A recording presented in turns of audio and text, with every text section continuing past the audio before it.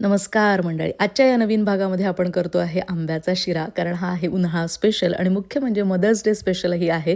तर अशा या मातृदिनी खास गुरुमाऊलींसाठी केलेला हा नैवेद्याचा पदार्थ आणि थोड्या छोट्या प्रमाणात आज मी तुम्हाला दाखवणार आहे, कारण आत्तापर्यंत मी मोठ्या प्रमाणात जेव्हा जेव्हा आंब्याचा शिरा केलेला आहे त्याचं प्रमाण आपल्या या चॅनलवर आहे. तर त्यामुळे मोठ्या प्रमाणात जर तुम्हाला करायचं असेल तर ते व्हिडिओ तुम्ही नक्की बघू शकता.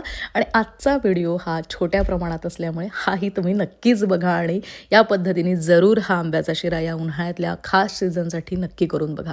तर आज आपण घेतलेलं आहे 2 वाटी रवा आणि हे मी आधी तूप न घालताच परतवून घेणार आहे.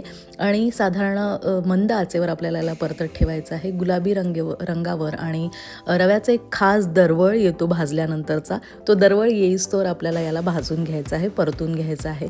तर काही नाही, जास्त वेळ लागणार नाही, 5-6 मिनिटात हे काम होऊन जाईल. त्यानंतर आपण जितका रवा घेतला आहे तेवढंच तूप घ्यायचं आहे. आपण आंब्याचा शिरा करतो आहे त्यामुळे नेहमीच्या शिऱ्यापेक्षा याला थोडं तुपाचं प्रमाण जास्त घालायचं आहे, कारण आपल्याला मऊ लुसलुशीत शिरा हवा आहे तसा अपेक्षित आहे.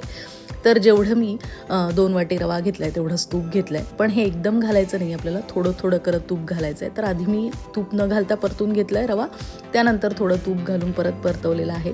आणि त्यानंतर याच्यामध्ये मी भिजवलेले बदाम आहेत, रात्रभर पाण्यात भिजवून ठेवले, ते त्याचे तुकडे घातलेले आहेत.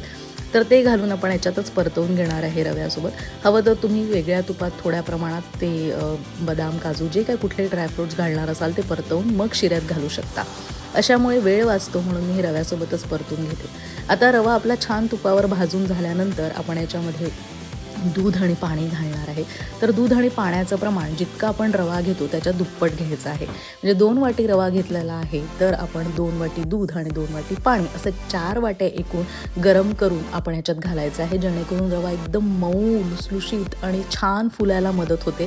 तुम्ही बघू शकता, तुम्हाला लक्षात येत असेल व्हिडिओमध्ये की रवा आपला मस्त फुललेला आहे. एक वाफ द्यायची याच्यानंतर दणदणीत 2 मिनिटाची, आणि त्यानंतर आपण परत थोडंसं तूप घालायचं आहे आणि परत परतवून घ्यायचं आहे.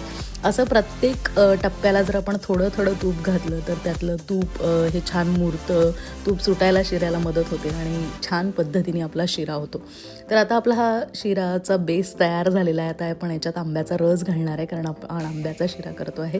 तर जेवढा रवा घेतला आहे तेवढंच 2 वाटी मी आंब्याचा रस घेतलेला आहे. आणि आता लक्षात येईल तुम्हाला किती सुरेख रंग अगदी लगेच चटकन शिऱ्याला आलेला आहे. त्याबरोबरच स्वादही अप्रतिम येतो आंब्याच्या रसामुळे. आणि त्यामुळे याच्यामध्ये वेलची पूड, जायफळ, केशर असलं कुठलंही वेगळं आपल्याला काही चवीसाठी घालायला लागत नाही. अतिशय सोप्या पद्धतीने हा शिरा करता येतो आणि अजिबात एवढ्या प्रमाणात तुम्ही केला तर प्रमाण बिघडायचंही कारण नाही. आंब्याचा शिरा करताना फक्त तुपाचं प्रमाण आपल्याला थोडं जास्त घ्यावं लागतं, कारण त्याच्यातला जो पाण्याचा अंश असतो त्याच्यामुळे शिरा पचपचित होण्याची शक्यता असते. त्यामुळे तूप जर व्यवस्थित घातलं तर हा शिरा अतिशय मऊ आणि सुंदर चवीचा होतो. आता याच्यामध्ये साखरेचं प्रमाण मात्र मी कमी घेतलेलं आहे, कारण आंब्याच्या रसात थोडासा गोडवा असतोच त्यामुळे. तर 2 वाटी रव्याला 1.5 वाटी साखर आपण घालणार आहे. तुम्ही याच्यापेक्षाही थोडं किंचित कमी पण प्रमाण घेऊ शकता. आता हे मस्तपैकी एक शिजवून घ्यायचं आहे. साखर त्याच्यात पूर्णपणे विरघळून मुरली पाहिजे. तर वाफ द्यायची छान. आणि आता तुम्हाला लक्षात येईल कडेने थोडं थोडं छान तूप पण सुटायला लागलेलं आहे. आपला शिरा तयार आहे. कमी वेळेत तयार होतो आणि खूप अप्रतिम स्वादाचा, रंगाचा असा खास पदार्थ आपण उन्हाळ्यातल्या दिवसासाठी करू शकतो. कमी वेळात होणारा इतका छान पदार्थ जर तुम्ही करणार असाल तर कुठल्याही गेट टुगेदरसाठी पाहुणे येणार असताना झटपट तुम्ही हा पदार्थ करू शकता.